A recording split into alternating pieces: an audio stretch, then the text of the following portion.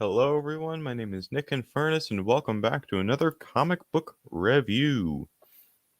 So, continuing back onto the Marvel train after that short little stunt with DC, let's take a look at another show Cloak and Dagger Season 1. Yeah, I did the funny.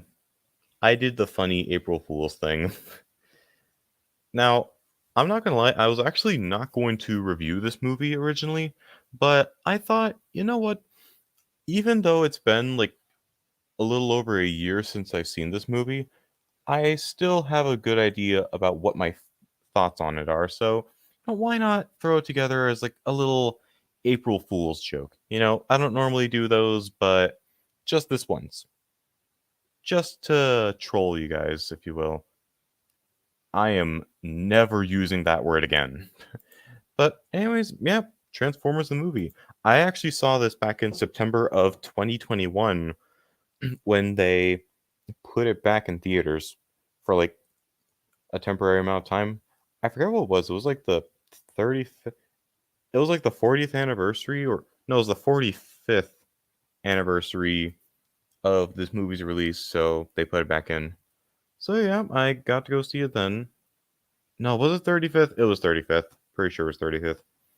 I'm sorry. I'm trying to both review this movie and do math at the same time. Yeah, 35th anniversary of this movie's release because the Studio Series 86 line was also a thing at the time.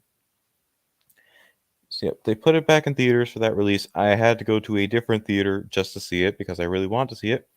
And overall, it's a fun movie. It's not the best thing ever. I can't exactly compare it to any of the live action films because I haven't seen any of them. Sue me. But for what it is, it's enjoyable enough. What I can say is that there's not a dull moment in the entire movie. It's pretty much packed with action from start to finish, with the exception of Optimus Prime's death scene, which I still wouldn't call a dull moment for obvious reasons. But I also like how it's not afraid to get dark sometimes. Like, yes, this is definitely an 80s movie, so of course it's going to have those dark and edgy moments, but a movie is going to get dark when it pretty much starts by killing off a good chunk of the cast. Like we already talked about Optimus Prime, but there was also Ratchet, Ironhide, Prowl, Brawn, Wheeljack, Windcharger. Huge amounts of the cast killed off in the first 10 minutes. By the way, a quick question. Who the hell is Windcharger and why should I care? Anyways, I do like some of the villains here as well. Like Unicron is just this, not necessarily omnipotent, but just this looming force, just this planet eater who the characters are afraid of. And even Galvatron, even if he is the only character in the movie who gets a character arc, it is a pretty decent arc where he tries to gain back control after being reformatted by Unicron. Now, of course, this movie isn't perfect. There's a lot of fun you can have with the movie, but there are some very evident flaws. First thing I want to point out, the new characters like Hot Rod, Cup, Surge, Scourge, Cyclonus, RC, Springer, Blur, Ultra Magnus. I could probably list them all and the point would still be proven. There's not really a lot of personality to them. They feel like they're mainly there just to say, "Hey kids, look at all these new characters who will have toys on shelves soon." It really did just feel like a marketing stunt at times. Like, because that's what you do. You kill off old characters, you make new ones, you make new toys, and that gets you profit. It would have been nice if at least some of these characters had a less one-dimensional personality. Like, I feel like Hot Rod was set up to have a pretty good arc of, being the new chosen one for the Matrix after Ultra Magnus wasn't really able to get it open. And along with that, I feel like you didn't really have to kill. They didn't really have to kill off any of the old characters. I feel like this could have just been like a different side story where like the new characters work with the old ones to take out Unicron. Have Optimus and Hot Rod working together. Maybe have Ultra Magnus in there.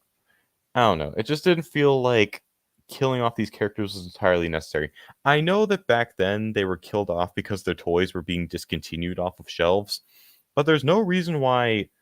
I mean, if you're watching this movie back then, you probably already had the toys, so if they're being discontinued, that wouldn't really, impact you that much. I don't know, it's a thing that I didn't feel was entirely necessary. Although speaking of fans who were watching this movie and had the toys, this is not a good entry point for the franchise. Being completely honest here, the show is definitely a better entry point because this is literally just a bridge between seasons 2 and 3 of the show. I was decently knowledgeable of the franchise when I saw this, so thankfully I didn't get lost, but I can definitely see someone else getting lost. Should they check this out first instead of, the actual show, which is up on YouTube, by the way. It's literally on the Hasbro Pulse channel. If you're interested, hell, I might actually look at the series later down the line. But yeah, definitely watch the show before watching this movie. Overall, though, this is a fine movie. It's not the greatest thing ever, and I'm sure that I will like Bumblebee way more. But for what this is, it's a solid, basically five out of 10.